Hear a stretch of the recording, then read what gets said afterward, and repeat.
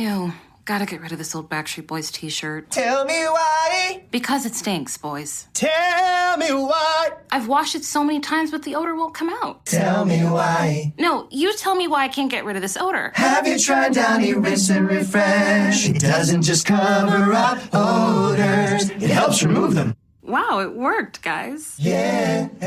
Downy Rinse and Refresh removes more odor in one wash than the leading value detergent in 3 washes. Find it wherever you buy laundry products. At Grainger, we're for the ones who specialize in saving the day and for the ones who've mastered the art of keeping business moving.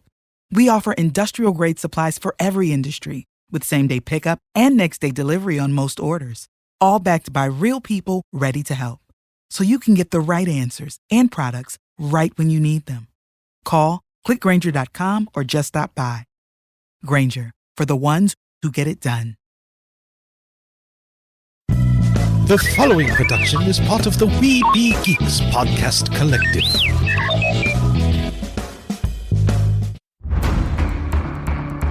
From days long ago, from uncharted regions of the universe, comes a legend.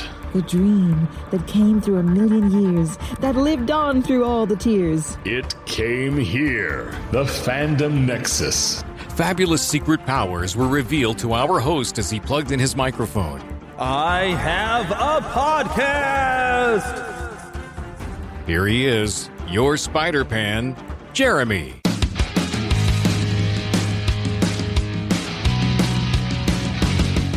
Yes, it is me. I am back again with... we're going to call this a special treat for y'all because there's probably going to be like 2 episodes this week because I've gathered tons and tons of news and there's new trailers and all this kind of stuff. But I think I'm going to do that as a separate episode because there is so much of that. And rather than making a 3-hour episode, I wanted to have an episode that was going to be focused on one particular thing with a little bit of fun, our usual stuff in here. So I'm not flying alone here to Neverland. Of course, there might be some changes to that. But yeah, Lost Boy Phillip is here. Hey, how you doing? Or we call him the Kryptonian. Oh, there you go. There we go. Has a nickname. But so I was in what I was just saying before. Let me go ahead and talk about this. I was in a discussion, like a Christian podcasters group or whatever, and somebody was trying to figure out a name for their podcast they're working on, and they were wondering about different names, and people had different suggestions. You want to make sure when someone knows the title of the podcast, they know what the show is about. And I thought, well, let me test something. I said, well, my show is currently called Neverland, the Fandom Nexus. What would you think the show is about? And some people says Michael Jackson, Peter Pan. And it's the problem I had even when it was just the Neverland podcast. When I started this thing 10 years ago, I'm coming up on the 10-year official completing the 10th season here. As we end November, that first episode in December will be the 11th season. Seems like it just started to me. Yeah, but it's been a long journey with this, and. It worked when I was doing a Disney thing. People kind of, okay, well, Neverland makes me think of Disney, too. Now we're not really doing the Disney, although despite that, we are going to talk some Disney today because we've hit the 50th anniversary of Disney's animated Robin Hood, and we're going to discuss that all, and it'll be great. But I've been considering if I took Neverland out of the title and it just called the Fandom Nexus, would you understand what the show is about maybe a little better? Granted, the logo thing I made still has Neverland in small text on it, but maybe I just when I title episodes, maybe I won't call it that, or when I go into Red Circle where I have it hosted, I just change the name of it to where, and that'll adjust things in Apple and Google and everything. It should go through when I change the RSS feed to where I'll just call this the Fandom Nexus. Which might lose our Lost Boy references, but maybe we'll keep that because technically we're still. It's still the same show. I'm on my 3rd name, but I just want to make sure that people, when they see the title, they get an idea. Oh, this is a fandom thing, because we are. We do a lot of retro. That's kind of the goal, but it's a lot of fandom. What are we excited about? And it's a lot about entertainment and what entertains us. So. I think I need to update the name, so that's now for me. Keep on that coming. I'm probably gonna have to get a new domain name on the website too, to where I have the fandomnexus.com. I'm gonna have to probably buy that domain and have it linked together to go to the same website, but own that domain. That way, if people just type that in, we can go that way. So now, for me personally, if I was just going for fan stuff, I would have fan-to-see-land, but that's just me, Fantasyland. But if you did like a fan and then 2 and C. With a dash, or whatever, however you want to do it. Fantasy. I would use the number 2 and it was separated enough. Just go fan to C. Yeah, fan to or fan to C land, however you want to do it. Yeah. But it's fantasy, but because we're fans, there's so many things. Because you are fans of if you everything. called it fantasy, people were going to expect nothing but fantasy. You're going to cover Lord of the Rings, fairy tales, and stuff like that, and not sci-fi or comic books. So or whatever you want to do. So if you did fantasy, even if you did a weird spelling, it's not going to come across the same way. That's true. So I didn't put this much thought into it when I was coming up with the Neverland podcast because my original idea was this is the podcast where you never grow up. That's it. Yeah. But I understood that, but it didn't come across to everybody else. Yeah. So take it through. But calling something the Fandom Nexus, this is a nexus is where things come together. Yeah. It is fandoms coming together. Yeah. And that's actually why I chose the name that it is now. I just need to take it from being a subtitled thing to just being the name. I just don't know if everybody knows. This is just me personally. I didn't know what a nexus meant myself. But most of us are familiar with it. But it's a coming together, a nexus. It's like a center point. Yeah. A nexus. Yeah. Where it all comes. And it's a lot of. I'm not just a fan of one certain thing. Oh, me either. I'm a fan of a lot of things. Yeah, me too. And there's a lot of people that they're niched down, and they can just be. I absolutely love Star Wars. I absolutely just love Disney. I absolutely love just this. And there's people like that, and that's fine. And that seems to be most people. I've learned that through the course of this. Most people, they have their one thing, and there will always be that one thing. Some of us were, jack of all trades, master of none type people. I have so many different interests. I'm a mood guy. Yeah, whatever I'm in the mood for this day, I'm kind of like you could say I'm like a smorgasbord. Yeah. But see, there's no one thing, because everybody, I like these TV shows or whatever, but I love this. Yeah. But they have that one focal point. That doesn't mean that they don't like other things. It's just they have this one focal point. I don't seem to have a focal point. It depends on what hits me at that moment. Yeah. I mean, if you look, you guys can't see. Yeah, in your room. I mean, you and I, that's why we're so much alike. We've known each other 7. I mean, if you look around his room, he's got Mr. Bean, he's got Magnum P.I., he's got Dukes of Hazzard, toys and figures and all. Flintstones. See, because a lot of people, they buy only one, they collect a certain toy thing. I don't have a complete collection of anything because I collect so much, although I'm kind of focused on collecting Master of the Universe, but I'm running out of room for that. But I collect so many different things. But most people, when they collect something, they focus on maybe one particular toy set. Yeah. But I've never been that way. Yeah, mine is because of emotional reasons, which I'm sure most people are, but I'm a nostalgia man. Yeah, and the memories we have. Yeah, that's it. Because when I look at, like, you guys can't see this, but on my wall, on one little section, I have Princess Bride. Next to it, I have Inspector Gadget, then 1989 Batman, then E.T., then I have Flash Gordon and the Phantom, Rambo, like Braveheart, the old wearing purple, Die Hard, Tombstone. I mean, Big Trouble in Little China, Back to the Future. I mean, it goes on. Smoking the Bandit. It just goes on and on and on. I mean, it's because it changed from one to the other because that's how I am. I'm like a smorgasbord, a casserole, if you will. We are at the salad bar of We List Live Everything. It's a salad bar. We grab a little bit of everything. A buffet of fun. And those of you that you love to, I know I just love to collect Hot Wheels. Nothing wrong with that. You go ahead, enjoy. Yeah, great. But I'm gonna have to turn my phone off or something, or silence it. Oh, I actually have some Ozempic ready for me. That's amazing. Wow, I better go pick it up. I got a couple other things to pick up too. But anyways, yes. So that's kind of what the Fandom Nexus is I enjoy a lot of different things, and whatever you enjoy, we're probably going to talk about it. But if you enjoy a lot of different things, you're going to fit right in here. But I never realized, and what is the Real Brian? If you ever listen to the Real Brian show, he's got a term he calls for because he didn't realize that other people weren't like that. And so you have a lot of, in podcasting, they tell you niche down, niche down, niche down. I can't because that means I have to focus on only one thing. And even when I was doing Disney, I kept branching out because, but I want to talk about this too. Yeah. So I feel I'm free. Although being Disney made it easier because for news, I just got to go like, well, what's coming to the parks? What's new in there? Now I have to broaden my horizons out a lot more. Yeah. And sometimes I worry I'm not going to think of any topics. Yeah. But this has been a week for topic. I mean, I was sitting there, I saw a thing somebody was redoing the theme to Airwolf. I'm like, oh my gosh, that's great. That's an old 80s TV show. I'm like, I can go watch some episodes of Airwolf, and that's coming up. That's another thing I have. One moment in this room, I have A-Team, the Dukes of Hazzard, the Magna P.I. I mean, just moves Make sure on you're facing your microphone. Oh, sorry. At each time. A-Team, Magna P.I. Every time you turn your head, you go, I can move my head because I'm holding my microphone. I can cheat. You're locked down because I put you on the microphone There stand. you go. So, yep, because I noticed like every time you turn your head, you lose volume. But that's all right. I can fix that in the post-op. Post-op is not the right word, but yeah, I can fix it in post. But, something else. So we're like a fanboy buffet is what we are. That's right. It's not quite a divergent personality, but it's a thing where we just, and that's why it's hard finding a career type, because there's people that they go and they go after a career and they know exactly what they want. They're good that way. And they're like focused and they're super talented. At me, I've got so many different things I've been interested in that everything I'm like, I can be good at it, but I'm never going to be the best at it. Yeah, it hits our excitement level, yes. so to speak. Because even with the job I do now, and I do like what I'm doing now, working in television, I'd rather be back in radio, but that's what the podcast helps me for, helps scratch that itch of having my own show. But I am in my department. I'm not the best at what I do, but I'm good at what I do. And that's the thing, because their focus, like that was their passion. My passions are so, because you can either focus all your passion on one thing or it gets spread out and you're never going to be as passionate or as good at something as other people who are that focused. So there's that kind of difference. You're eclectic. So yeah, it's a bit more eclectic that way. Yeah. But anyways, happy Life Day. Happy Life Day to you. And I decided we got to mention that because you've shown me this book. You said your sister got you this? Yes, I haven't read it all the way through. Yeah, bits of it. Well, I kind of scanned it. It's Star Wars, the Wookiee storybook. But I have to share this because it shows all the different characters that we see in that Christmas episode or holiday special. Holiday special, yeah. But one of the things that's always bugged me and a lot of other people is you had Lumpy and Itchy. Yes. Mala seems to work. Okay. Mala, yeah, that seems. But we have their real full names in this book. It's Lumpa-Ra-Rump. They just call him Lumpy for short. Yeah. Sort of like, and it has like where Chewie is short for Chewbacca. It's a nickname. And then, of course, Mala is a Malatobuk.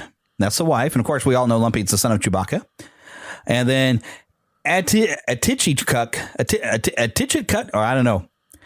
That name could almost, if you say it wrong, it's going to sound like it's something entirely different, and I'm not going to explain it to y'all. But that's why they call him Itchy. It's a lot easier for someone who doesn't speak Wookiee to say Itchy instead of Atichichuk or whatever the heck. Or But this is a little story where it's Chewbacca's 200th birthday, and he's coming home for it. And Itchy goes out looking for a certain type of berries, like wasai berries, I think it was. Yeah. And he kind of gets lost out in the jungles of Kashyyyk. And so Chewie comes along and takes a side ship that was in the Millennium Falcon, which I don't know how is more or less supposed to fit in there. But he goes out looking for Lumpy and goes and finds him. And Lumpy's all upset that he didn't find the berries for his dad. But his dad is just happy to see his family on his 200th birthday. And it's a big party and stuff. So I spoiled the book for you, Phil. No, that's okay. No big deal. Also, but I was like, I saw that. I was like, Life Day. Look, we finally know why in the world they come up with those stupid names. And maybe George had these other ones and just, those names on that holiday special are so stupid. Oh. Okay. Another thing we would normally do is also, what have you been playing? And this gives me a chance to be able to discuss the Spider-Man 2 game, which I have now platinumed. I have finished it. And I want to address, a lot of people have been saying, well, this is, it's all woke. Why do they keep, they take the stuff that we love and they shove their woke stuff and everything at us and all this other stuff. And I've been seeing nonstop of that. People want to criticize. And yeah, there are some bits in there. Yeah. And I think I mentioned them last week, like there's you fix up one boy with his homecoming date, which is another boy. There is, and that's not even a very Spider-Man thing to do. That was very weird, setting up people with a homecoming date, for one. And then there's suddenly a section where we're playing this character, Haley. Nothing wrong with the character, but why am I playing as her? So she can go and I said, basically she's doing graffiti, because if you don't get permission to paint your quote-unquote mural on the side of somebody's building, it's graffiti and you've broken the law.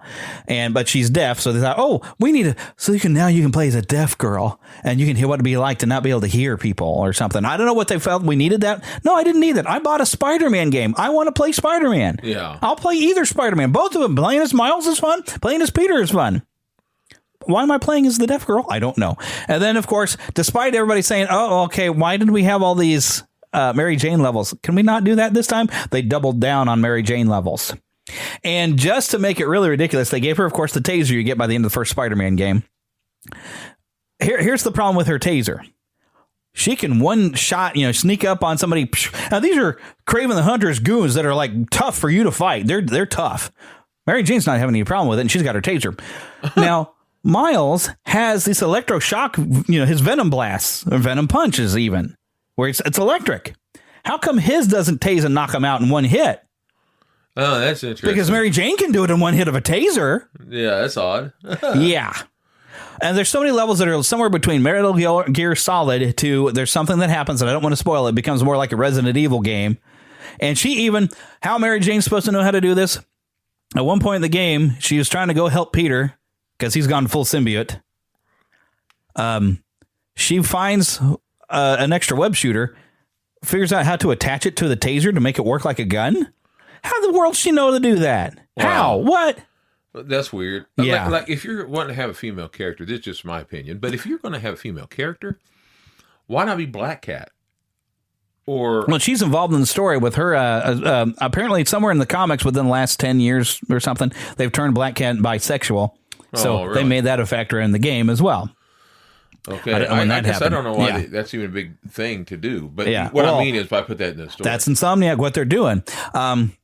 Now, overall, I do want to say I did enjoy the game. I had fun playing it. Yeah. There were some levels I was like, oh, I got to get through this because I wanted to do everything because I wanted to platinum. Well, and you paid the money. I paid the money. I'm getting my money's worth. And it was fun to play. It's a good game as far as games go. There's just stuff that didn't need to be there. I didn't need an agenda pointed at me. And there is a lot of speculation because at the end, all right, spoilers incoming. I'm not going to tell you too much, but Peter, for reasons that you'll see in the game, wants to take a break. And Miles says, don't worry, I've got this. Because Miles, we see him grow up and become a better Spider-Man throughout that. You know, he's got a good growth arc. More of a man than a teen, what you're saying. So, but it was fun with them together because there's times you do a little side thing, like you do like a street crime, and you go in and whichever one you're playing as, the other one will be there. Or sometimes there's other characters that are like side characters that will pop up that are helping you out, that are like side characters like Yuri Watanabe. You'd see she was a police captain and then some DLC in the first game. Sure. She's got a whole separate story, but she shows up as a character known as the Wraith, which I haven't paid attention to a Spider-Man comic in a while because it kind I've heard that name though. I don't. Well, yeah, a Wraith is a common thing, but I don't know if that's the character that she had actually in the comics. I don't know. I didn't look that up, but she'll show up and help you out. So it's kind of fun. But they do a good full symbiote story. It is an alien, like it should be. And it is what's fun. And I gotta give them props to this. And I haven't quite gotten to what I was talking about with Andy, but let me throw this in real fast. With all the different outfits, you get the choice of wearing the classic comic book style symbiote suit, but you can do alternates within that suit and different colorations. And they have, and I was telling you about this from the 90s animated series where like Venom, and I think even Peter, when he's wearing the symbiote suit, has this, but like where half of his outline is blue and the other half is pink. Oh, when I could wear that as my symbiote suit, I was like, yes, thank you. I remember I can even hear the music, you know. Dun, dun, dun. Yeah, I can see it. It was so great wearing that symbiote suit that looked like the 90s animated. I loved it. There's even a portion you get to play as Venom. That was fun too. Oh, that is. Which got me hungry for somebody make a Hulk game because Venom, you get to rampage through the Oscorp building. A Hulk game that plays like that would be so much fun. I remember saying to you yesterday on the phone, I think it was, I wish that they would make two things. They recently made the action figures of the 1990s, Spider-Man. Yeah, you've been collecting those. Yeah. And they made the 1980s one too, up there. I wish, because you got your Amazing Friends set. Yes, Amazing set. Yeah, I wish they'd make, at the same time when they were making the Amazing Spider-Man, Hanna-Barbera was doing the Hulk. And that's how it got to be. Now, I was already a fan. Same people doing the Spider-Man. That was actually the Marvel. But it was Marvel Productions. It was involved with some of the same Hanna-Barbera style people. And it might have been some of the people, but it wasn't released through Hanna-Barbera. They didn't have anything to do with. Okay. Well, it was different animators. It looked like it. But either way, what they should do. Hanna-Barbera was busy doing Super Friends. What they should do though is definitely make a set of that Hulk show. Because I love that style, the way he had that kind of black, had the black outline on his eyes, along with the eyebrows kind of attached to it. I love that look. And that cartoon is what let me know that the Hulk was supposed to be a hero. Because as I've mentioned before, the TV show scared me. I loved the show back then. That cartoon, I was like, he's a superhero? Well, I was a little older than you. Yeah, little. He always says it like he's a lot older. No. Like, but 1 year, 1 year is, I was just a little over a year. About a year old. When you're a little child, a year is a lot as far as you were still a little child though too. Yeah, but what I'm saying is I can remember more. And I was. I can remember plenty. And I was watching. I've been watching it for a year longer, so I had two big brothers that were watching all the time, so I knew he was a good guy because they was telling me, and they had toys with it and all that. My So that would be the difference, is we didn't have any toys or anybody that, you know, so, it's just, this is a show I had to get through before Dukes of Hazzard would come on. Yeah, same here, but my cousins and all of them were always telling me, remember, he's the good guy, so I wasn't scared because I had my big brothers and cousins with me all the time, loving him and wearing shirts of him and all that. So yeah, I didn't pay enough attention to a show at that time. Plus, my cousins were wearing outfits of him that their mom would make him, so I knew he was good because we played him as good. Yeah, and that'd make a difference. Oh, I didn't have anything like that. And so then when the cartoon, it's like something with a cartoon, and I was like, what? Yeah, but here's the other thing: the cartoon could do things that the TV show couldn't. Yeah, he could fight other monsters. Yeah, and he could team up with Spider-Man, and he could be Bruce. They even have I was watching. I think it was even the video I was watching. I was talking to you about. There's a guy he kind of edited together the. It begins with an R. Some people who branched off from Hanna-Barbera. Yeah. Darn it. But they were the ones that did that later in like 88 Superman cartoon. I love that one. Yeah. But they mixed. I have it up there with a lot of my collection. I can't think of it right now. Yeah, I can't think of it either. But he mixed some of that with the old Hulk cartoon. How he ended it is when Bruce Banner actually gets on a bus and he gets on there with Spider-Man and his amazing friends. And he was like, wow, who'd have thought superheroes riding on a bus? Yeah, I know. It seems weird, doesn't it? Yeah. It's funny. And what's funny is... But seeing them together, that's, I think, what also... Oh, because I loved Spider-Man. I've loved Spider-Man since I saw that show. And what's funny is the reason why, as a kid, I was like, Bruce? What are they calling him Bruce for? Because on the TV show, he was David. Yeah. Which I will say, one of the things I enjoyed about the movie called Hulk...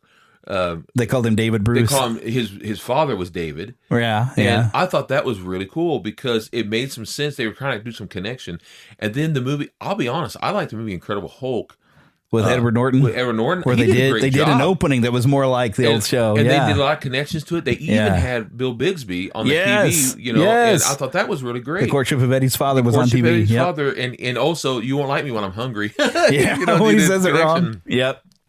I still like him better as Bruce Banner. Yeah, he was a good Bruce Banner. I mean, Mark Ruffalo's done a good job. He's good, but he doesn't look the build. He doesn't have the build. I'm talking bodybuilding. It's not being his like fault. We like that skinny look where he's like this weird skinny little dork, you know. And he fits it right, you know. And now, I like him as an actor. Yeah. I'm talking about, Mark Ruffalo. Yeah. He does a great job at acting. It's just he doesn't look it, and he looks a little too tough. I mean, he could probably kick our butt. He should look like a breeze could knock him over. Yeah, exactly. And he doesn't look nerdy. He looks like he's a tough football player type, a good-looking man. I kind of like Ed Norton. I don't mean this cruelly towards him, and he is handsome, but he just looks like he could be a geek. Yeah, and he was that. But he did. It's just unfortunate he was hard to work with, according to everybody. Yeah. But because he's such a good actor. Yeah, he's in it.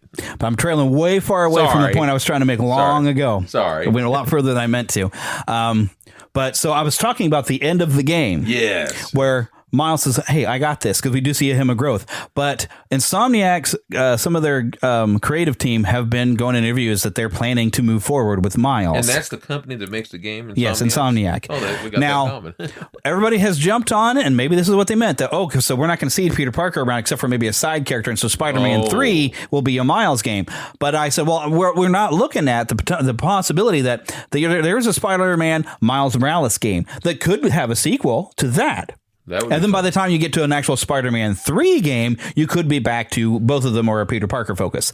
So let's not jump the gun, but everybody is freaking the heck out. Well, see, they knew it. They just wanted to push Peter out and just have a Miles game. We knew they would do it. Well, maybe that's not what they meant to say, but like the next game could be a Miles game, but then we'll get Peter Parker back into Spider-Man 3. So let's hold our horses and wait and see what happens before we freak out. Games would be fun. Yeah, give Miles some of his own game series. But one thing that somebody has also pointed out, other than I saw somebody in the comments point out, why can't Miles electric shocks take out somebody in one hit if that taser can? What was I about to say? Oh, yeah. Somebody else pointed they pointed out, if you look at the sales figures and the numbers, Spider-Man 1 and Spider-Man 2, both of them have entirely outsold that Miles Morales game. Now, the Miles Morales game was pretty good. Yeah. But I think that's also why they packaged it when they remastered the Spider-Man game, because they were trying to give some incentive for people to buy the Miles game. Sure. Because I'm seeing a lot more of it. Spider-Man fans, we don't call Miles Spider-Man. We call him Miles. Yeah. And Well, that's what because they it's should have confusing. called him something like the Electric Spider. He needs to have his own identity. We have no problem with Miles. We like No, him, we like- Miles. he's a but fun he's not character. Spider-Man. Peter is Spider-Man. Miles needs to have his own identity. That's why. Because he's got cool powers. He can camouflage, which I didn't use much in the game. But, with the electric stuff he can do, he's got some cool stuff he does. That's Miles why is cool. It's even confusing when you have like the characters of Robin. You still have the Tim Drake Robin. You have to always add these other things. At least when Dick Grayson, the original Robin, became other characters, at least you call him Nightwing. Yeah, he became something else. So there was only one Robin. And then on. there was Red Robin. Yeah. Yum. Red Robin. Yeah, he has his own theme song, so to speak. Copyright. No, but anyway, but it's fun that they're smart enough to add a little bit of caveat or whatever to it to make sure that that there is the when Batman, for instance, got his back broken. Yeah. From which, by the way, is another one of those anniversaries this year. Oh, really? Of the 1993. Nightfall. It was whenever Nightfall happened. Wow. Believe it or not, it was in the summer. His back was broken from Bane. Yeah. But that being said, when that happened, we had Batman. They called him Batman, but we all knew it was a different Batman. He wasn't Batman. And that's the thing. Some side characters have been, like Flash. There's been other people who are the Flash. Yes. There's been other Wally Green West. Lanterns, but they're not Batman. They're not Superman. They're not Wonder Woman. Their top three have never been swapped. No. Although here recently there's a black Batman, and now we're getting Superman's son. But they're usually from other. They're doing it for other reasons, and it's from other realities. Yeah. They stay. No, it's our current reality where they've changed things, and Superman has a son who is bisexual. I'm talking about the black Superman's from another reality. Black Batman. Oh, I see. There's a black Batman. Yeah, but he has other Batmans that come in. Like he has other. Yeah, there's another. But it's all this kind of multiverse where they have the excuse to be able to do different things. But so with a major character, don't replace them. They will never fully be replaced. But like a minor character, you can swap out and people will be like, okay, well, now we got a different person. Blue Beetle. Yeah, Blue Beetle. A smaller, minor character, people don't mind. But a major character and Marvel's top guy, Spider-Man. And there's people even, like Captain America is pretty close up there that it's hard. There's been other people who have took the honor of Captain America, but it's always going to be to people Steve Rogers. And he will always come back. Yeah. They always have to bring him back. They've done it with Batman. They've done it with Superman. That Clark Kent always have will always to bring come him back. back. And yes, no matter what you think, they will always put the red underwear back on. You're right. When I was a teenager, that's iconic. I didn't like the red underwear either. But the older you get, you realize that classic look is always the classic look for a reason. They had good ideas. It added more color to them. It did, and I'm an artist, so I get this. But the other reason is so the symbol can change a little bit, but for the most part, that classic symbol is going to stay that way. There's a certain way that S looks. It has to look that way. It just does, and it's not because change can't be changed. It's just that people always want certain things to look a certain way. Right. And our mind is set on it. It's just how it is. Yeah. And with the most iconic characters, you cannot swap them, but they're trying. It seems like they're trying to force it, and it's going to fail. Yeah. If you try to replace Spider-Man, you can't. Yeah. So, there's the top three for DC, but I say top three. There's still about another 5 or 6 that needs to Green Lantern. Green Lantern's been swapped quite a few times, and people were accepting. But they had to bring back Hal Jordan, didn't they? And they even and I can't think of. And they've even had to bring back. I can't think of the writer right now, but they always bring him in he's a great writer. He comes back and he does a lot of the writing to bring our classics back. Like for instance, Plastic Man. Yeah. He did that. Aquaman. You always have to make it right. I mean, you can change them around and make them other characters and make them weird. Make water hands for Aquaman, but eventually you need to set it right. Yeah, because Wally West was a Flash, but eventually they had to go back. Yeah, because I love Wally West. Yeah. However, he's not to get back the Flash. And I can't think of the name of the Flash. Barry Allen? Barry Allen, thank you. Yeah. Although he was not the original. No, well, neither was Hal Jordan. Yeah, Hal Jordan wasn't, but he's the one that we've had the longest, and he was the Green Lantern that we know. Yeah, and he's the one with the power style that we know, because the original Green Lantern was very different. Yeah, Alan Grant. I mean, Alan, I can't think of his last name right. But he's still Alan Grant's Jurassic Park. Yeah, exactly. Which we've hit an anniversary on that, and we're going to discuss that sometime before the end of the year, too. but he's still the best, the one who's been around the longest. Right. It's the one we all know who's, developed that status where when they mess around, they still have to bring that character back. Yeah. Okay, but I went a lot longer on that than I meant to, but, I wanted to fill the show. But overall, I'd say, is it worth buying and playing? Yes. Yeah. Is there some problems with it? Yes. Sure. Did they stick some agenda in it? Yes. But I had a heck of a time playing it, and now that I'm done with it, I tried to play where they rebooted Tomb Raider, and I didn't like it because there was a quick time event that was always, if I messed up and they barely give me a chance to get it right, it's insta-death. And I got so frustrated, and I'm like, I'm taking this back. And I've got store credit. I'm putting it towards my Final Fantasy Rebirth. Huh? Are the graphics any good? Yeah, I mean, it was good. And this has been like an old PS4 game. Yeah. But I never really liked the original Tomb Raider games anyway. They just weren't my cup of tea. Because one little mistake and you either fall down into water and you got to climb all this thing back up again. It's very frustrating. I don't like frustrating games. Yeah. So I did not like the new Tomb Raider, so I was able to move on. Now I'm trying to play Deathloop, which I'll discuss maybe at a later time. Maybe, although there's a heck of a lot of language, but it's fun. And it's very cool. But yeah, now I want to go through. Before we start talking some Robin Hood, I do want to, because of the time this is coming out, we've got the Marvels film that has come out. I got to open up. I haven't watched it yet. And I don't plan to. I'm not paying money for this. But Forbes had an article. Let's see if I can get it to open real fast. The Marvels arrives as the third worst reviewed MCU movie ever. And they have a screenshot from Rotten Tomatoes where it was after they were getting the critics to review it, and this is before audience reviews. It was sitting at 53%. With that, it was 68 reviews in. Now, I did go and look, and this is even lower. Ant-Man and the Wasp on that list, though the movie was even lower with a 46, the worst overall. The third rotten film is Eternals, which I maintain after all this time got a really bad rap. Well, that's what the writer says, is it got a bad rap, but Eternals was that bad. Yeah, now I like the Wasp. Okay. Ant-Man and the Wasp, I still enjoyed it. Yeah. I've enjoyed all three Ant-Man movies, although they're not great compared to the first one. No. But I'm still enjoying them. Now, Eternals was garbage. Now, I've got a note in here for myself. It said reviews did improve a little by Friday with a high audience score, and the critic score did come up into like 60% something. But those early reviews that would have come in from audience were the people who rushed and wanted to go watch it Thursday night that were actually legitimately excited about the film. So they're going to be a bit skewed. Emotion does have something. Yeah, emotion does have. And I've seen a few people that the people I consider to, like, I don't care what Disney puts out. I'm going to just love it. Yeah, I've seen some of those people who have enjoyed the movie. And right now it says like a 50-50. Some people are like, oh, hey, I liked it. And other people are like, what was that? I plan on not going. I don't care about any of those characters. I don't like Brie Larson. Yeah. I preferred Ms. Marvel as she was. And I'm talking the original Ms. Marvel. Yeah. Not whatever her face is with Mr. Fantastic's powers. Yeah. I'm talking about when she was Ms. Marvel and Rogue stole her powers and all that one. That one. Yeah. I've got some comics of her and I liked her then, but they've decided to make her the most powerful thing ever and gave her the personality to go with it, and she's not enjoyable. Yeah, I miss. And I didn't like Brie Larson. I didn't like that Captain Marvel movie. I have not liked her appearances in anything. I don't want to go see another movie about her. Yeah. I don't care. So I'm not going. I'm not paying money for that. If it turns out it's important, I might try to watch it. Yeah. When it comes to Disney Plus. But that's also a problem that Marvel's running into, where you have to watch every loving thing that they put out in order to know what's going on. And I have skipped out a few things in the first episode of Loki. I was even like, what's going on again? Yeah. But I do want to watch the rest of it because I love, I'm just going to call him Short Round because he's always going to be Short Round to me. Yeah. He was great. I watched the first episode and I love him and I love Owen Wilson and I love Tom Hiddleston. But I was really like, what's going on again? Yeah. But I'm going to try to watch the rest of that.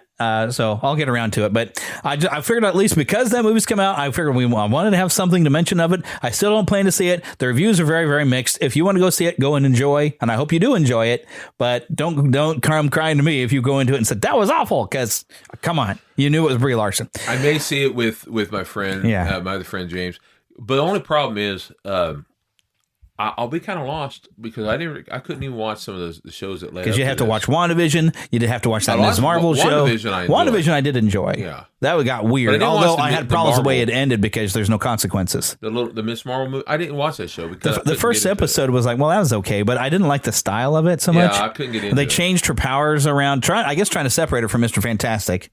Yeah. They gave her like she had like weird genie powers or something, but I was like, I'm not sorry. I tried to watch it, but I was like, I'm not getting into this. Yeah. This is not aimed at me. This is aimed at a generation beneath me, younger than me. It was definitely like a kid's show. I just couldn't get. Not that it just didn't appeal to me. I don't really care about the character. here because Marvel did start creating what I call the diversity characters. They created them strictly because it was a hip, popular thing to create diverse characters. But they didn't know what to do with it. They didn't create necessarily original ones. They created a different Spider-Man. They created a different Ms. Marvel with somebody else's exact powers. Yeah.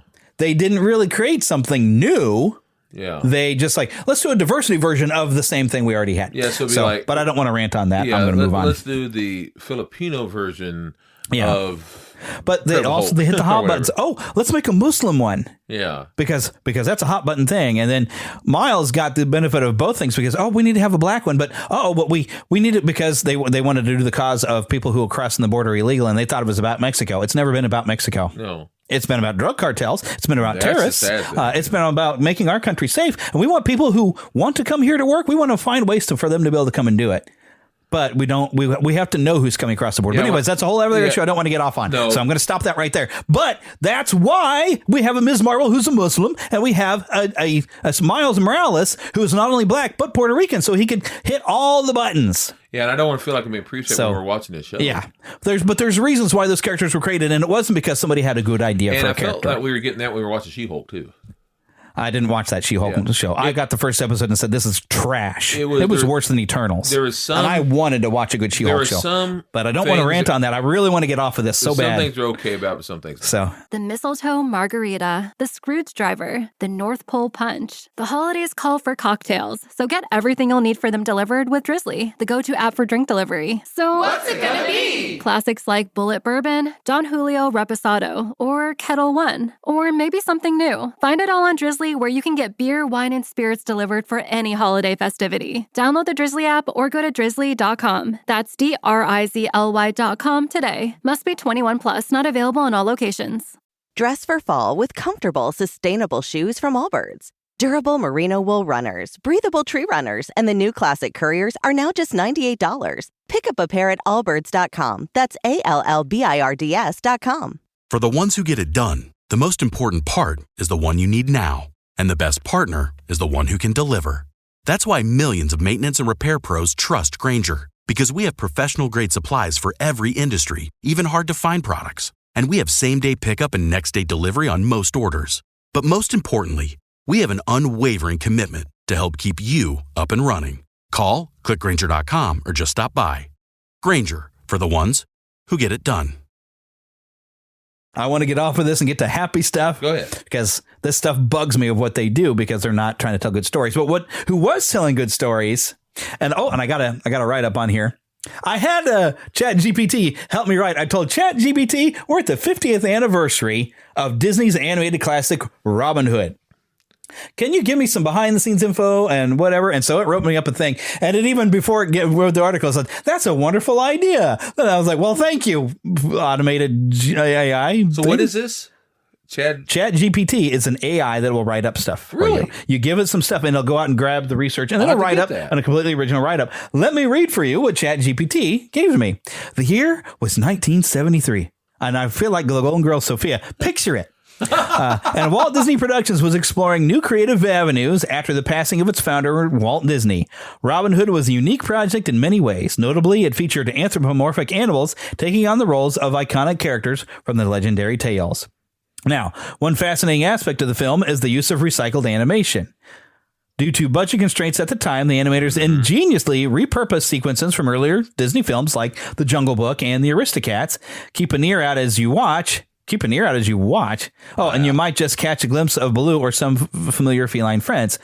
Ear. I think ChatGPT got the wrong thing. Behind every great animated film is a talented cast, and Robin Hood is no exception. The characters were brought to life by a stellar voice cast, including Brian Bedford as Robin Hood. Just passed away, I think, this year or last year, didn't he? Yeah. Monica Evans as Maid Marian, and the legendary Peter Ustinov as the comically villainous Prince John. Peter Ustinov is awesome. He's so funny. Their performances added depth and charm to the characters we know and love. Of course, Phil Harris came back. Yeah, Phil Harris. Yep. Why didn't they mention Phil Harris in this? I don't know, because instead of being Baloo... Well, we're mentioning it. Yeah, but he's Baloo, basically... He's still Baloo, but he's Little John. Yeah, he's Baloo. Yeah, he was three other characters. First one he was from the Aristocats when he played... Oh, yeah? what was it? Mally... the alley Thomas cat. O'Malley. Yeah. Alley, the alley cat. Yeah. But now let's talk about music. Speaking of which, Robin Hood is not only remembered for its engaging storyline, but also for its memorable soundtrack composed by George Bruns. The film, George Bruns did a lot of stuff with Disney. Amazing. The film features catchy tunes like Oodle Lolly and Love, which have become iconic in their own right. The music, combined with the animation, truly brought the Sherwood Forest to life. And the character design in Robin Hood pushed the boundaries of traditional animation. The animators experimented with a more simplified and stylized approach, giving each character a unique and expressive look. It was a departure from the realistic characters of the earlier films, and this artistic choice was contributed to the film's enduring appeal. It says Robin Hood holds a special place in the hearts of many Disney fans. Its legacy lives on not only for the film itself, but also through merchandise, theme park attractions, and countless references in pop culture. Now, I didn't see this until I think it was one time I was staying the night over here. I don't remember how old we were. That's first, and I think I fell asleep towards the end because it was late. Oh yeah, I always seem to fall asleep around the because it has a part that it slows down a little bit because we're going to stealthy. We're sneaking in to break out all the prisoners. It's getting darker even. And so you get every time I watch it, that's where I start to feel just a little sleepy because it does. After all the goofy and funny, now it's like, now it's serious, and we've got to be quiet. And we have that sad song. And even every town has its up and down. And that was not a Nottingham. I can't suddenly his name. Roger Miller. Oh, Roger Miller. Yes, Roger Miller. I brought it out. Roger Miller was amazing. Oh yeah, one of the greats. He tells you about this, that, or just how it was, or how it is. Yeah, he had a way of talking. Yeah, he just did. Amazing. There's certain guys who could just talk their way, sing their way, and even when he talked, it was like he was singing a song. He was amazing. No, yeah, and I love to hear him talk. Yeah, I remember. Before I watched it with you, I almost got to see it one time. We were staying over at Grandma's, and this was back in the 80s when there was a Wonderful World of Disney. Yes. And they'd been advertising. They were going to show Robin Hood. And it started coming on, but we were waiting for the ride to take us to church. Oh, but I was like, Grandma, I've never seen this, and I've been wanting to watch it. And trailer for sale, Lauren. That's him. Oh, yeah. To let 50 cents. Yep. Boom, boom. He was so great. Yeah. He could. And he opens the film. He was a storyteller. Yeah, he was. He was one of those old storyteller songwriters. Man, he was so amazing. Yeah, I think because that's perfect for him to be Alan Adale because he's telling the story. Yeah. And then, of course, you've got that song, which at the time I didn't realize what it was, but it becomes so iconic when it became the hamster dance. Oh, yeah. It was all sped up. And when I first heard the hamster dance, I didn't realize it. But then you go and you watch the opening and you slow it down. But you speed it. And the hamster dances. Yeah, but it's a great opening because you get to get introduced to all the characters. And then you get to see the fun little chase thing. It's a great opening. It's such a classic Roger Miller way. He does this fun little Yeah, he's so perfect. I should have watched this week before I was coming in. To watch it now. Yeah, we're gonna have to watch it today. Yeah, and I'll be honest, I can't. The problem is these. I can't think of the name of the Super 7 makes such great toys. Yeah, and there's a Robin Hood. There's some Robin Hood toys I really want. Yeah, one in particular is Robin Hood himself. He comes with the. Remember when he pretended to be that Birdman? Yes, he comes with all that. Oh, and he also the one I am going to order is they actually have made the Big Bad Wolf who comes with all of his outfits. The sheep. I'm doing for a sermon. I'm doing, but they even made Prince John. And Prince John, they got two Prince Johns. I've seen the Prince John. It's a great looking figure. With blue outfit. I want the red though. But and he comes with Sir Hiss. Yeah, I want that. Sterling Hollowell. Who else? Was Sterling Hollowell Sir Hiss in this as well? Because he was Caw. He was, yes.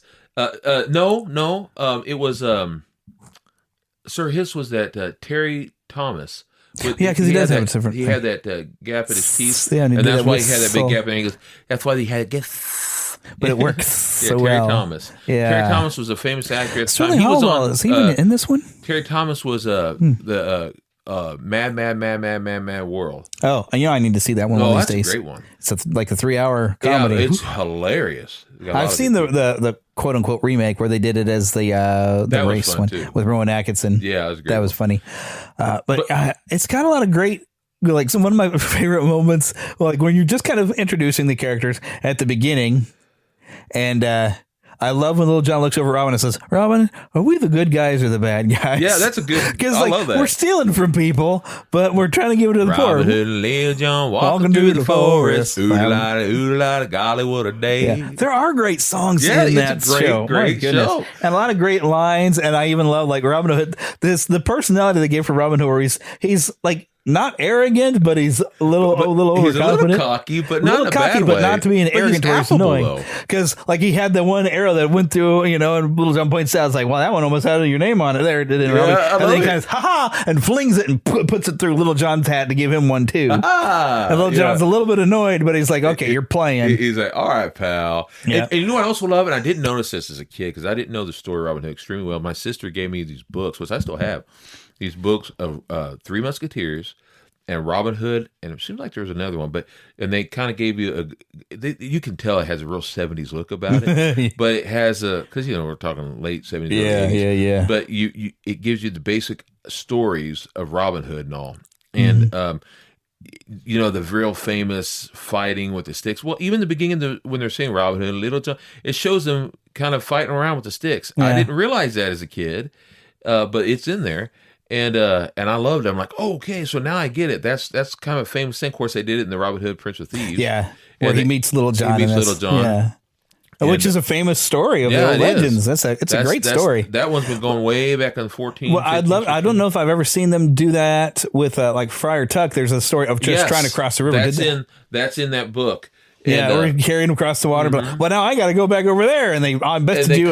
They kind of did that in the Prince of Thieves, except they did it in this way, where he's fighting over. He goes, I never roasting heck, and he bites him. He's fighting this time over ale and stuff. He's a drunk. Yeah, it's funny. But I love the guy who played Friar Tuck on that. In this, in the movie, the Disney, because the actor in the Disney, that Friar Tuck, that guy. Oh, that actor, I can't think of his name. But yeah, me either. Dadgummit. We just did a stereo thing. Yeah, we did. But I watched him on a Western the other day. Brennan. He was on some John Wayne movies and some other things. I watched him the other day on a Western, and he gets to talking, and it was so funny because one thing that Disney was great about back then, it was, whether you realize it or not, they were not only making it, they sounded like these character actors, but they looked like them. The guy was real famous for having kind of this way of talking, and he had these sideburns, these white sideburns that come down. Well, Friar looked like that. Now, I don't remember if he's supposed to be a possum or whatever he's supposed to be. I don't think a possum. Badger. He's a badger. Yeah. He's coming down with these sideburns just like the actor did.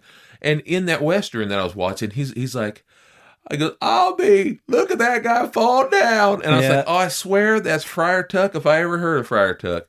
Andy Devine. Mm-hmm. And then the other one... Pat Buttram is the other guy who's in there. He's the sheriff of Nottingham. I love Pat Buttram. Yeah. And he was real famous on, was it Petticoat Junction?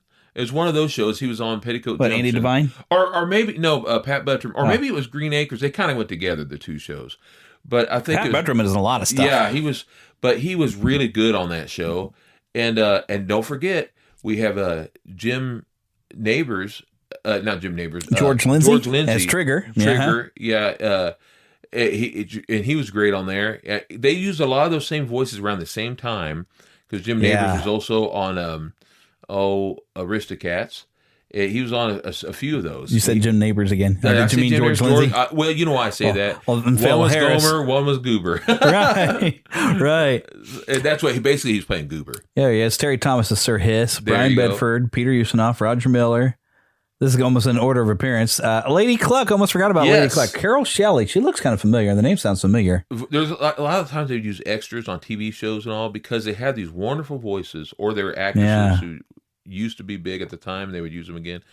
I just loved it. It's one of my all-time favorite movies. Yeah, and I remember it was one of your favorite ones, and we sat and we watched and everything, there's so much good fun, and it has between the good comedy, it's such a great scene there in the beginning when they realize when Robin Hood and Little John, they come across Prince John's caravan. And when he smiles, he has all those jewels in his mouth. And he's taking all the John rings is being off such him. a jerk. He's got that crazy wig on. And Sir Hiss is like trying to do it. It's like, oh, you're tickling my ear. Stop it. Yeah, stop it. Peter Ustinov is, even on the Muppet Show, he's really funny on there. And the other thing about that actor, Peter Ustinov, I love him. Peter Ustinov later on plays in a lot of movies being a heathen in biblical movies where he plays, and they're not always biblical, but there usually are, where he'll play like a biblical man, like a king trying to get Jesus or whatever. And it's so funny. Like King Herod and whatever. Yeah. And I'll see him and think, wait a minute. I'm laughing at this guy trying to kill Jesus, but it's because I can't help but see Sir Hiss go, get him, put him on the cross. Or Prince John, you mean? Yeah, that's what I meant. Yeah. I guess I see him. Mommy. Yeah, mommy. I was like, suck your thumb, Herod, or whatever. Forgive me if that sounded blasphemous. I didn't mean it that way. Yeah. But he was so funny as Prince John. He makes him one of the most lovable villains, I think, in a Disney film. Just because he's such a jerk, but he's so comically, him and Captain Hook. Because Captain Hook, he's so funny, but he's also a threat. Another great voice actor. Yes. He was the Grinch on the Halloween. The Halloween is Grinch Night? Yeah. I can't think of that actor's name either. Off the top of my head, but he did a lot for Disney. He did a lot of great things. Yeah. But as far as like the recycle thing, is fun. It is fun to kind of look. But the thing that I like to point out when people talk about recycled animation, a lot of times for movement, they would film somebody doing the movements they want, and then they would go through and they would match that. So they still had to redraw the new character, but they based it off the animation of what they already did, so they didn't have to pay somebody to come in to pose it. They're like, okay, because you still have to draw it. So you're not really recycling. You're just like, okay, let's use that same reference we did before a lot of time. And draw the different character doing that same movement. To that, and even sometimes the character does look similar. And I've seen. I don't remember if they were shorts like on YouTube. There might have been both, actually. But I know they've done it on some Disney things where they've shown, and you can see it, they're running back-to-back things that were done on, I think, Dumbo, because, they went way back. Yeah, they do stuff on Dumbo, but like little segments. So unless you had a specialist like that, because, they are specialists. Yeah. So unless you had someone who's very educated on it, you're not going to notice it like in, and I kid you not when I say split second. And it wasn't like we had VCRs, at the time, or they kept putting Disney movies back out in theater. You wouldn't get to see it again when it wasn't in theater. You weren't going to be able to watch it. And not just that. Unless they showed a clip, so it did parts of it. They wouldn't show the entire movie sometimes, but apparently, during the Wonderful World of Disney or whatever, or the World of Color stuff, they would show you either an original made-for-TV movie, or they'd show you a edited down version of something that was in the theater, that they edit down for time. Yeah, because they had to fit ads in there. That's right. In fact. So, but you wouldn't get to see it all the time to be like, hey, that's the exact same dance from the other one. I still don't know to this day why they did it. But I remember when they brought back Pete's Dragon at the theater in 1983. Same time Gremlins came out. I remember that because we had the choice between Gremlins and Pete's Dragon. Why? What was the one you went to see? When Gremlins came out. Yes. And it was the day that Hardee's had the toys out. We went to Hardee's and we got the choice. Oh, you want to go see Pete's Dragon or Gremlins? And we'd seen all the stuff at Hardee's and like, oh, Gremlins has got this cute little thing in there. Well, let's go see Gremlins. I had no idea what I was in for. But I remember looking at my brother at one point when it was the scary kitchen stuff. I was like, maybe we should have went to Pete's Dragon. But I know this, that when Pete's Dragon came out, for some reason, they edited out 2 songs. Why would they do that? I don't know. It makes no sense to me. Well, I know one song was edited for what you can do with all the parts of a dragon. I think was edited out at one point. No. I'm not talking about from the original release. I'm talking about from the original release to the re-release. They edited it out because my mother and father had the soundtrack from when they first saw it. And they saw it when it first came out when I was a baby. They loved the movie. So when they brought it back out in 1984, they cut a couple things off the film. Now, you could understand that like on television. But for time, but theater. At the theater, when you pay for the full film, you should get the full damn film. Yeah. But they didn't for some reason. Like the you know what it was? I remember the family is looking for Pete in the beginning of the movie, and you don't get that. Happy is home in these hills, It's not in that at the theater. The first time I saw it, so when I finally saw it at home on video, I was like, oh, finally there, because I'd heard the soundtrack. But I was like, finally get to see it, And there was another one, I don't remember what it was, but I was excited. Anyway, back to what we were talking about. Back to Robin Hood. What was I saying before we got on Pete's Dragon? Oh, We're talking about the reanimation. Reanimating And I know what it was. I was going to say, not only I've heard people say, oh, they were cheating. No, number one, it was still theirs. Plus, it just meant they went back to the same reference model that they had before. And it saved a lot of time. Yeah. And they didn't do full rotoscoping where they would trace over something. That's rotoscoping. Yeah. And that wasn't, and I don't think it's done so much anymore. That was a big popular thing there in the 70s. You'll find it in The Secret of Nim. You'll find it in that animated Lord of the Rings. Yes. They did a lot of rotoscoping. But Lord of the Rings is weird because you can actually see behind it. But you're only seeing the drawing, but they do so much detail then when they draw it in there. Like even The Secret of Nim, it's mainly the farm machinery. They in order to make it look good, that they drew on top of the frames of it. But it looks almost more realistic and everything. But it really is just a drawing you're seeing. But what Disney would do is have a reference model, and they would someone to dance, and then they could watch that and they could draw it. And you can even see. I loved looking at this with Making of Beauty and the Beast. Remember that Disney Channel had? I watched it so many times before that movie came out. They had the guy who was animating the Beast was looking in a mirror and moving the cape around because he wanted to see how it looked. Glenn something, right? Was it Glenn Keane? Keane, yeah. I love Glenn Keane. But it's just kind of neat to watch that they still do that. But they sometimes they film somebody doing the movement, because like in The Lion King, that old Robert Guillaume hosted Making of the Lion King that was on TV, and they showed them bringing the animals in so they could draw the animals while looking at them, and they would get them idea of how they moved. So they would use references. They still do. Glenn, it's really cool. Glenn Keane made Mufasa. Mufasa. Oh, Glenn was yes, and his brother created Family Circus, Bill Keane. Yes. Mm-hmm. Yeah, exactly. Some great talented artists have worked over there. I think even Don Bluth worked on Robin Hood. Now that I think about it, Don did. Yeah, Don Bluth, because he was like Jungle Book. He did a lot of stuff. Don was, and another one who worked on all that stuff. Richard Rich. Yes. Who went on to make Nest Entertainment. Yeah. Which I'm going to be sharing soon. I just bought a whole bunch of them. I'm going to be buying the American ones soon. Oh, yeah. But he went to make some wonderful Bible-based cartoons. And now I don't agree with him on everything, because he also made some Mormon ones. Book of Mormon ones as well. But he did do a lot of wonderful Christian ones, and I love them. I love those. And there's some, and I don't know who wrote the songs for those, but if I'm talking about the Christian cartoons, the Nest Entertainment. There are some good songs in there. Yeah, in fact, talking about reusing, he even reused one of those songs whenever he did the Swan Princess. He reused that song, except Richard Rich did the Swan Princess. Yeah. I thought Don Bluth had done that. No. That was Richard Rich. Oh, it was Nest okay. Entertainment. But what he did was he took one of the songs from their Christian things, and he just changed the words to it. Oh my goodness! Is Richard Rich also the one that did the Quest for Camelot? That was a Warner Brothers. Or was it okay? But because some of the animation doesn't quite. I mean, I like the movie. I like it. Yeah, I haven't seen that in a long time. I remember we went to the theater to see that one. Yes, I loved it. But there were certain animation things that wasn't quite right, like on the horses. Yeah, it almost looked like they were floating on air, and it just didn't quite. No, because Richard Rich would have caught that. So would have Don Bluth. Yeah, Don Bluth always been the quality of Don Bluth. But I is do always love good. that they use the Superman music in that movie. With those two dragons. Oh, yeah. And you had Don Rickles' voice. And Bill, what was his name? Bill, he was one of the...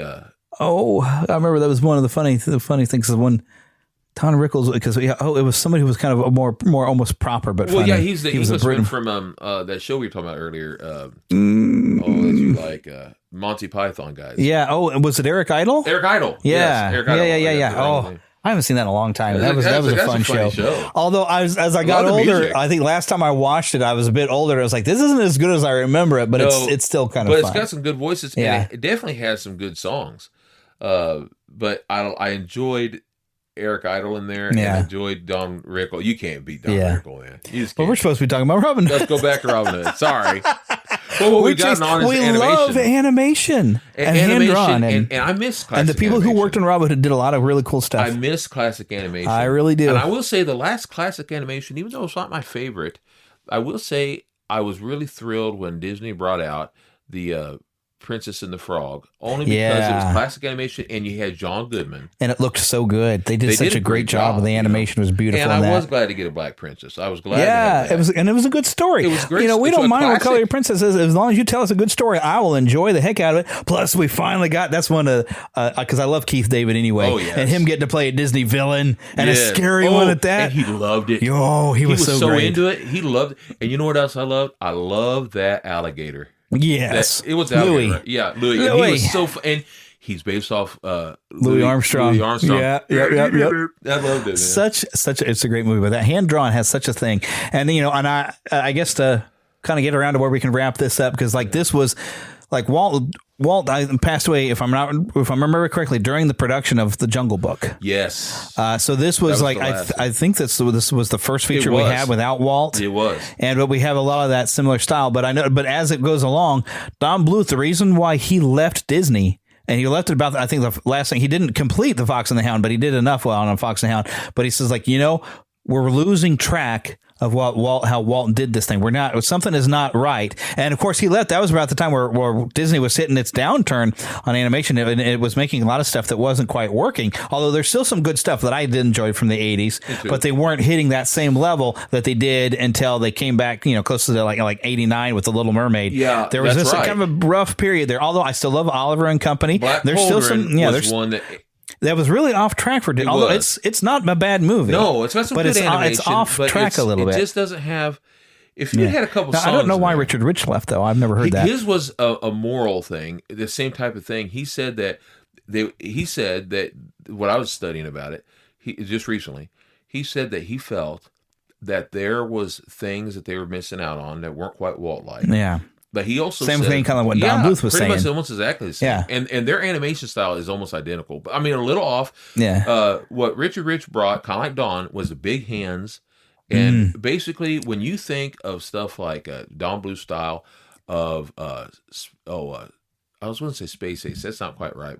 Space Ace was one of his. Dragon's Lair, Space Ace. That style is very Don Bluth, very Richard Rich. Yeah, and he wasn't afraid to get a little dark with Secret of NIMH. Yes. I mean, Don Bluth will draw a little dark, but there's something, even with Secret of NIMH, even when it's dark, there's something magical about it. He was afraid, Richard Rich was afraid with Black Colder and all that. He was afraid that they were going to be getting away from good moral standards, and he wanted to start something new. Yeah. So that's why he wanted to make the American history ones that he did. And he did some neat stuff. And wonderful. Yeah. I mean, they're great. And Don Bluth, we all know all the cool stuff he did. So you can look these things up, by the way, on YouTube, is what I've been doing. And, I mean, YouTube, excuse me, I misspoke. You can actually. They are on YouTube. You can look them up. You can look up Nest Entertainment cartoons. There's wonderful Christian and American history cartoons, and they're factual. For instance, they have a Pocahontas cartoon that follows, not like the Disney one, which, by the way, I love the music and all that from that movie, and I love Mel Gibson on that movie.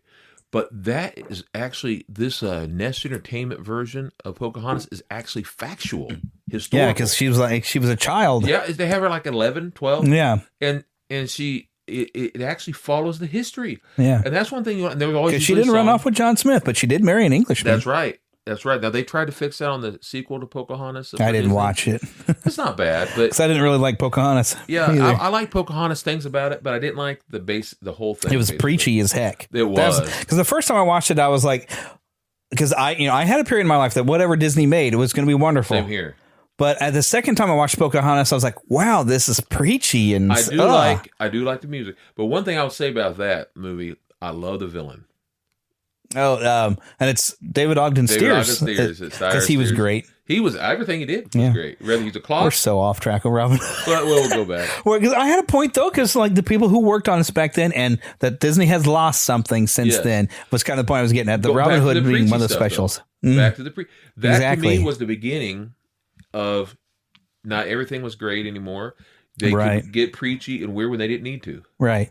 So they've gotten away from, even now, they're not even really telling the fairy tales. Yeah. I mean, they pretend the Frozen was based off of the Ice Princess or the Ice Queen, but it's not bad, it's a completely different story. It doesn't resemble at all. They didn't take anything out of it other than having somebody with ice powers. As much as I like Frozen, they're kind of creating, and it's fine. They're creating their own stories, but there's something special about doing the kind of the old fairy tales. There's a moral to old fairy tales that they're not really having in the modern, where they're making up their own. That's the thing, is they're trying to add their own. First of all, you have to have morals. And understand they've created their own morality. And that's what I say. You have to know what morality is. Yeah. And if you're not moral yourself, I remember I'm a preacher. If you don't know what morality is, if you don't have the Lord, you don't have morals. You don't have the straight, you've invented your own instead of taking what God has said. Yeah, if you're immoral. And even with what we're seeing from like second trailer from Wish, where it appears they're trying to poke at God. Yeah, you can't do that with that. And if it turns out we're wrong about that, what that second trailer seems to show, okay, fine. But right now I have no interest in seeing Wish. And it's weird for the last 2 major Disney animated releases, I've had no interest in seeing. Yeah. That is the first time in my entire life of 46 years that Disney puts out something that I'm not excited to go see a Disney animated feature. Yeah.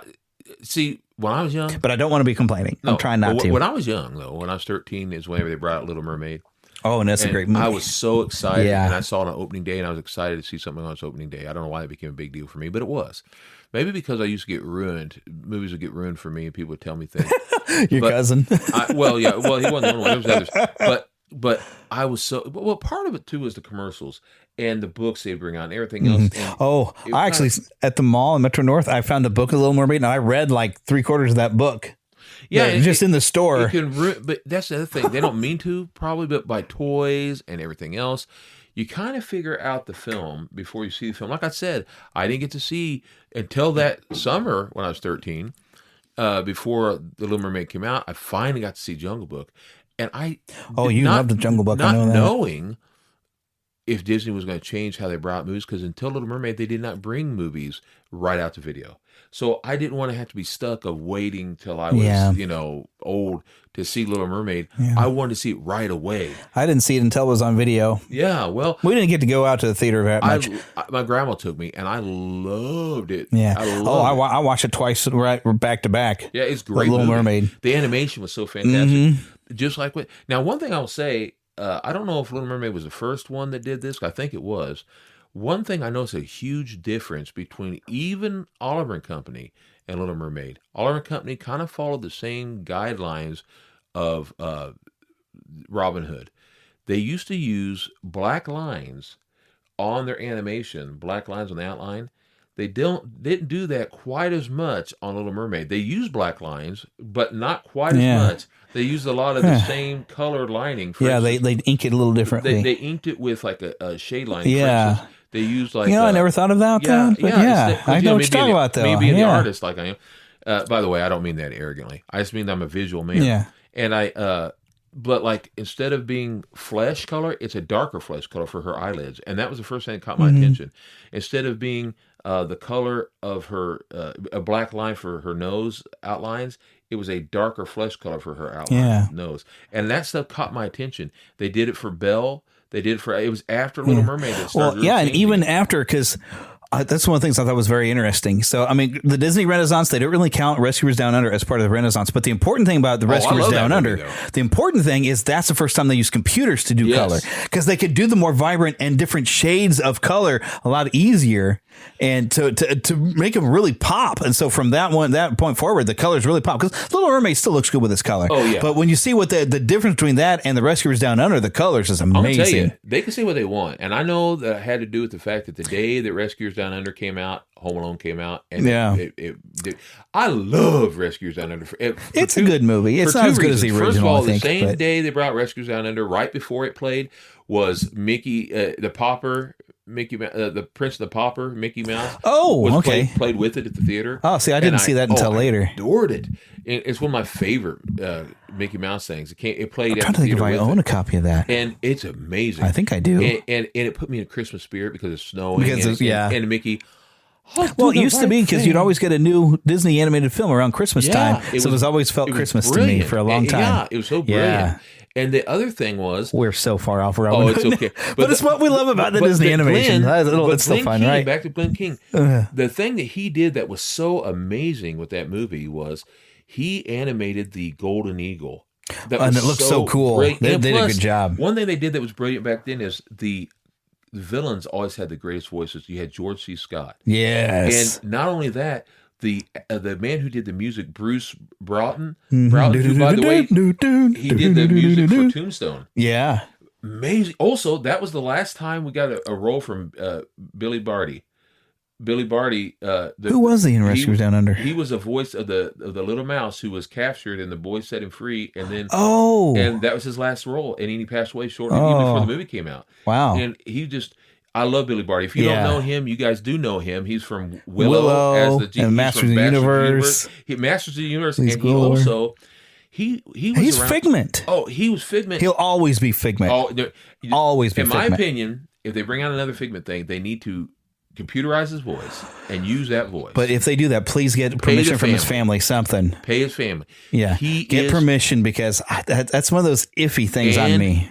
And he was on the Waltons. He did so many movies back in the day where he was the famous, pardon me, small person. Yeah. With a big heart. And he was brilliant. And was just great characters. Yes. He knew when to bring it down and knew when to be bigger and larger than life. And for a little guy, he was larger than life. But Rescuers Down Under, to me, made Rescuers better. As much as I love Rescuers, I do love the Rescuers. It made it so much more fun to know that there was more to it. And more I love adventures Bob for Newhart. them to do. Oh, yeah. And I wish they'd do another Rescuers.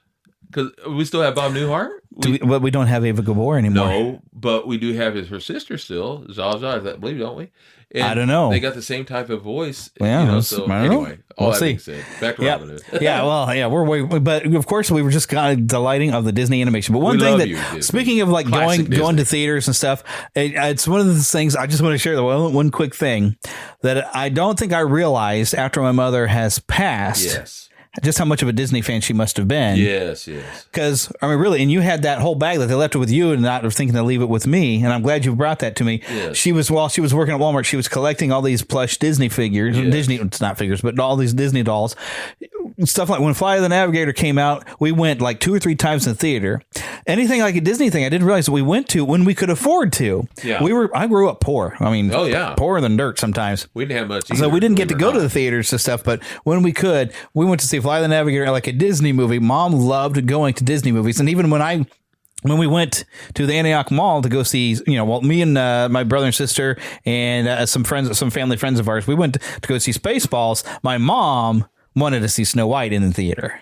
I remember. And she's also excited when 101 Dalmatians was released in theaters. Yeah, 101 Dalmatians, Mom wanted to make sure we went. But Mom was a huge Disney fan. Because it was classic and it was family friendly no matter what. But I realized she kind of grew up in that generation where Walt would have been on TV, probably. Yes, when she was a little girl, seeing that before Walt died. It was like family. Yeah. So that was the thing. It was like different generation. The thing we take for granted was the Andy Griffith show. I feel like I've inherited that from Mom now. Yes. I just wish Mom was around to see how much although it's very different now, but for the time when I was, it's kind of the Disney that I used to be. From my father grew up watching Walt. When they first got their TV, Casper came on, Mickey Mouse Club came on, all that. We grew up, I inherit all that sentimentality. Yeah. My father said that Walt was like famous, so when he died, he cried. He said that it was like John Wayne was like an uncle. And he said that kind of stuff Elvis was like a cousin or something. He said, it was like, an honored cousin, not a cousin.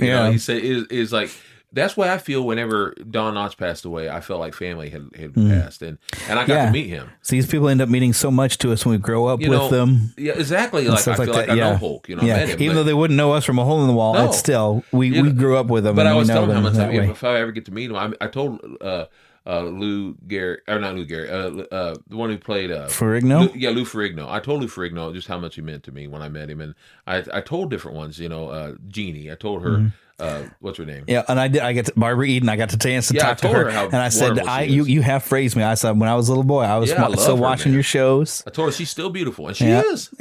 I just saw a thing. I think she was, no, she didn't have a birthday, but she's going to be at a convention. She's 97 years old now. I want to meet her again. I love her, man. She was so sweet. She is beautiful. But we really need to wrap this up because we went off on a different tangent, but it was a good direction to go because I feel like I got a chance to demonstrate how much I still love some classic Disney and what they have meant, and that I'm not totally anti-Disney. No.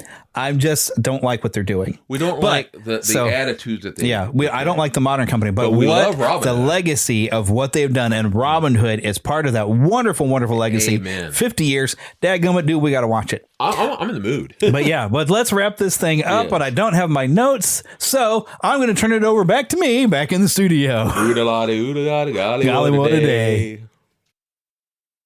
Hey, friends, do not forget that we are now sponsored by Dubby, you get some powdered energy drinks. I mean, of course, you're not going to drink the powder. You're going to mix it with whatever. But go to dubby.gg using the discount code Neverland. In fact, if you go to neverlandpodcast.com, you can find links right there on the page to get your discount and try Dubby today. They promise energy with no jitters. They come in lots of flavors. You can get even fun little drink bottles and lots of different mixes. Go and try it out today. And of course, you will find links there for my podcast reviews, a great website, a great account that won't cost you too much either. And you can get all of your reviews from around the world sent to your email. All right, but as we get to the end of the show, we want to thank Karen Kennedy, Ricky Pope of Christian Nerds Unite, and Darren Wilhite of the Wilhite and Wall Show for helping me out with the introduction. Don't forget, you can send us an email, podcast@neverlandpodcast.com. Follow us on Twitter, NeverlandPcast. I might try to change that in the future. As I did mention, I'm kind of leaning towards the Fandom Nexus as a major title, just to see if we get more people to find us. And I have already made some changes in Apple, and you might have noticed that today. But we are still on Facebook at Neverland Podcast. We, of course, have a group and a fan page. Don't forget, you can join the Neverlanders by going to our website and choosing yourself a nickname. We have Lost Boys and Pixies. Why don't we have Lost Girls? Because girls are too clever. They don't get lost. And, of course, find links there for our Patreon. We definitely need that Patreon support to be able to keep this show going. So if you like what you hear, make sure you share it with others. And you got it for free, but helping me out really does help me out a lot by going through Patreon or supporting our sponsors. But now, as we would say at the end of every episode, get lost in an adventure, and we'll see you next time. Actually, very soon, because I will be recording all the news and the trailers that happened last week and releasing it hopefully by Wednesday.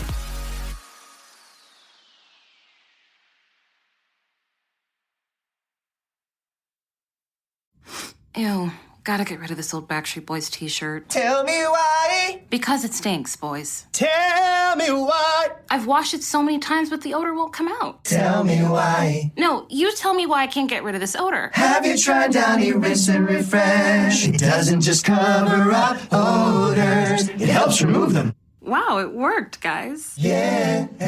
Downy Rinse and Refresh removes more odor in one wash than the leading value detergent in 3 washes. Find it wherever you buy laundry products. For the ones who get it done, the most important part is the one you need now. And the best partner is the one who can deliver. That's why millions of maintenance and repair pros trust Grainger. Because we have professional-grade supplies for every industry, even hard-to-find products. And we have same-day pickup and next-day delivery on most orders. But most importantly, we have an unwavering commitment to help keep you up and running. Call, click Grainger.com, or just stop by. Grainger, for the ones who get it done.